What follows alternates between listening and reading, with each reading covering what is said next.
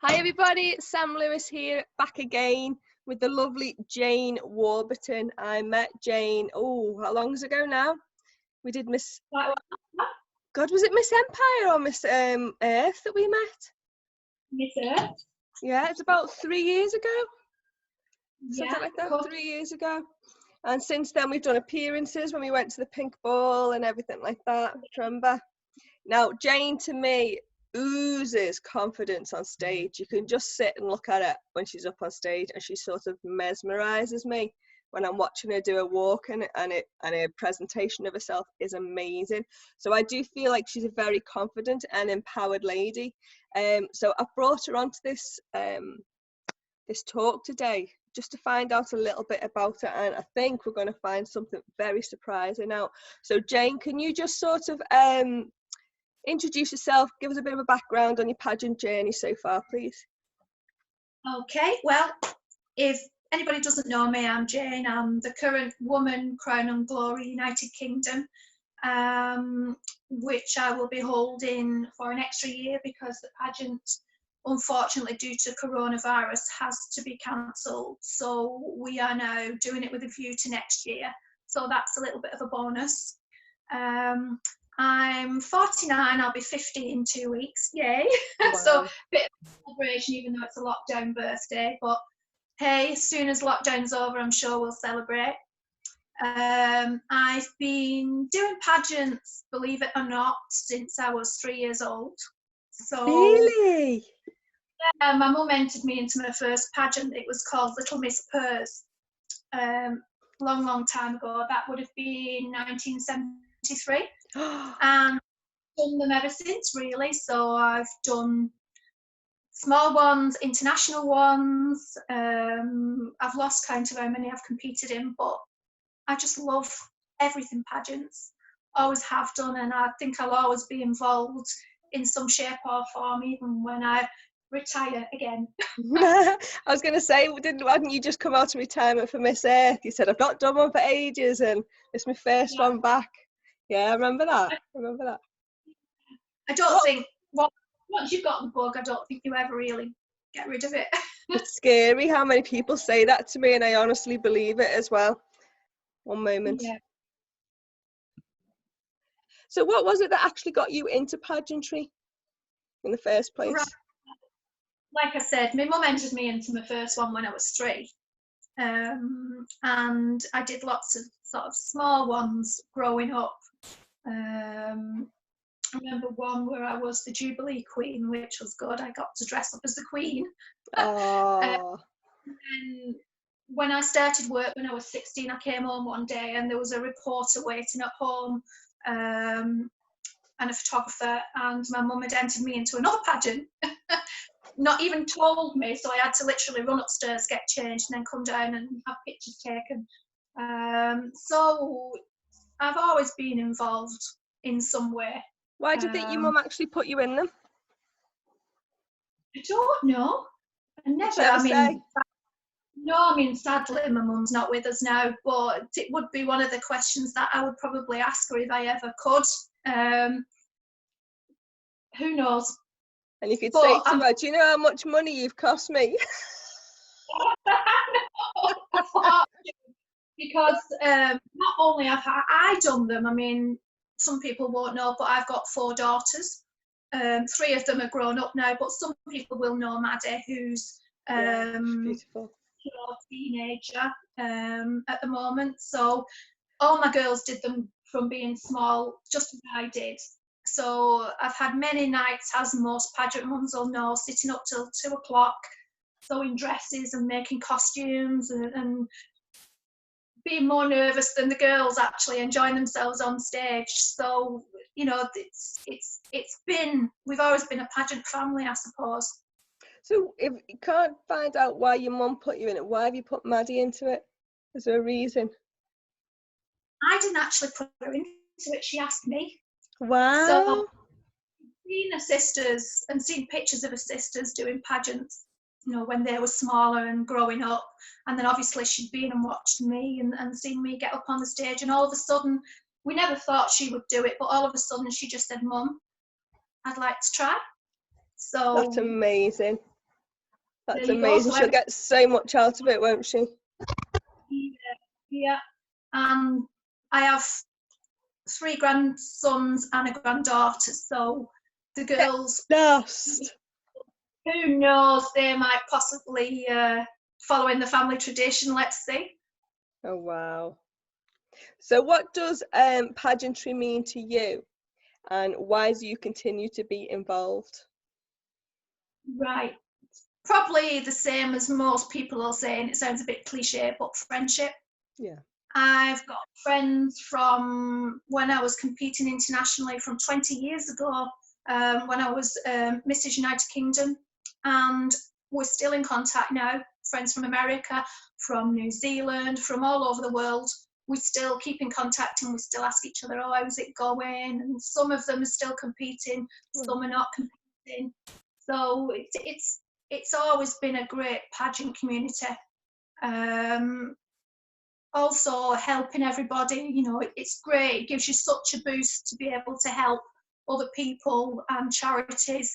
We have our charity for our pageant, Abby's Army, which up to now we've raised for over £42,000 for. Wow. And that's children with brain tumour, research into it, and also to raise awareness and funding and to give advice and support for the parents and family of children who have this unfortunate, devastating condition. So it's, for me, it's a mixture of everything, I suppose. It's confidence, it gives you confidence, because as we were saying earlier, a lot of people know me, a lot of people have seen me, but there's 2 me's really. There's Jayne the mum, Jayne the grandma, you know, just little old me washing dishes in the sink.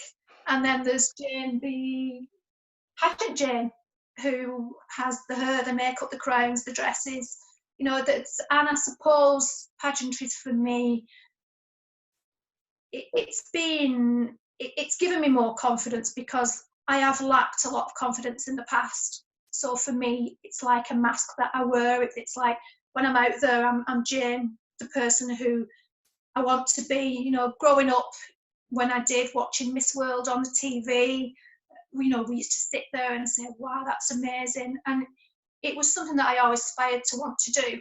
So thankfully, you know, I've managed to achieve something, I suppose. I'm sure you've achieved a lot more, Jayne, not giving yourself credit there. I think a lot of people do it to, I suppose, I mean, I was saying to you myself, I'm the same. It's kind of like gives you the guts to be the person you want to be and be someone that people know as well. Oh, there's Jayne. She's blah, blah, blah, blah, blah. There's your title. Do you know what I mean? Whatever you are at the time. But it just feels good that people recognise you and see you for who you really want to be. And you're actually acting that person. Do you ever think of trying to be the pageant Jayne in real life? Oh, I don't know about that. Sometimes I go to the supermarket and I get a bit dressed up and put my makeup on, but then other times I'm just being me with trainers on and leggings and people. It is funny really sometimes, because people sometimes walk past me and don't even recognise me. So, you know, it's the life and joys and loves of a pageant queen, I suppose. But I think it's nice, isn't it, be able to have the 2 worlds, because you can't always look completely glam and that, you know, otherwise it's just, yeah, I don't know, it's tiring, isn't it? So just having, but it's nice. It's nice to be able to get dressed up and go and meet your friends and you know, catch up on things and how everybody is and have a bit of a giggle. And I mean, myself and my sister queens, we do a quiz every week. Wow. So we always keep in touch and we have a laugh and we see how everybody, you know, we make sure that everybody is okay, which is one of the things that I like about Crown and Glory. It's very much a family, very much a sisterhood. Everybody's lovely. I mean, I know a lot of systems are the same, you know, but for me, I'm happy and I feel accepted and relaxed. So I think you need to find the pageant system that's for you, don't you? That's a thing. You do. There's so many out there. There really is so many, but there will be one that's right for you. It is about research and looking into the systems and what they offer and what you can offer them. It's very, very important to research your systems. Don't just follow everybody else and think, oh, I'll do that one this year and I'll do that one this year. You've got to be 100% behind what you're doing and committed. I agree. So what do you think pageantry does for a person in everyday life? So for example, if I was a teenager who was kind of like, oh, should I do it, should I not? Or even a young child, should I do it, should I not? How will it help me in my life, in your eyes, if I did pageantry? Right, well, ultimately it does give you a lot of confidence. It gives you people skills, interview skills, gives you community spirit and understanding. You meet people from all different walks of life. You know, I've met people, I've planted trees with presidents, you know, and then I've gone to shelters and met other people, you know, and helped them. It gives you an insight to the world as a whole. You know, you never get full varied twice. Yeah, and I know my girls, now they're grown up, it's helped them interview skills, going for jobs, you know, meeting people. I always knew when they were younger I could literally let them go into a room and they would speak to anyone, you know, obviously safely. It has to be said. But, you know, I knew from the confidence that they'd gained and the skills, the people skills that they'd gained from pageants, that, you know, it would set them up for life and that they would be okay. I think it's very overlooked, isn't it? People have an old-fashioned view on pageantry. I mean, I've had people say, why are you doing it? Why are you doing it? You don't need to do it and stuff. And it's like, because I actually got in it to see if I could do it.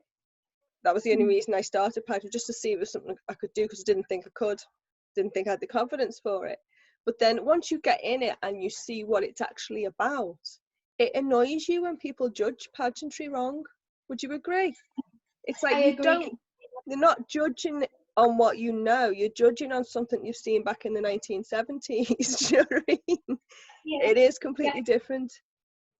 I've been in pageantry now 47 years thereabouts, and over the years I've seen so many different changes, from the styles of things and how they're run to what pageants have evolved into. You know, now it's very much platform based and charity awareness, and it's not the stereotypical, you know, girl in a bikini with big hair and makeup. It's more, there's a lot behind the scenes now that go on.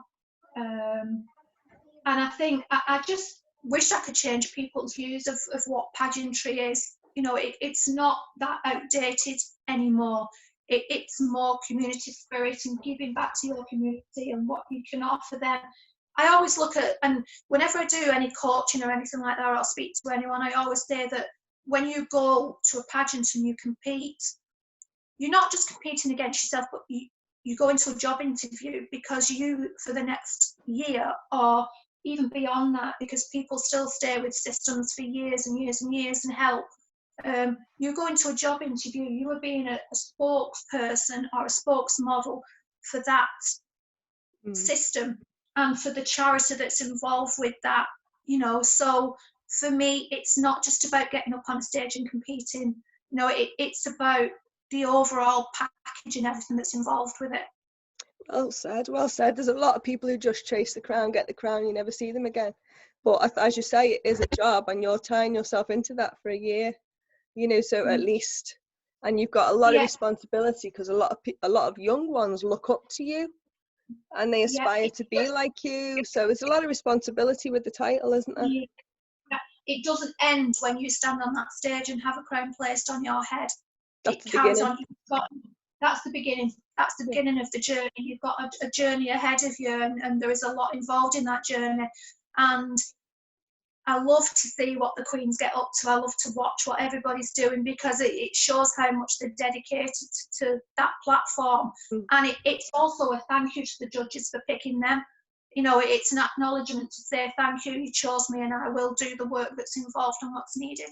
Yeah, very true, very true. So when you get up in the morning, what empowers you day to day? What gets you out of bed and makes you go, do you know what, I'm going to have a lovely day today? My girls.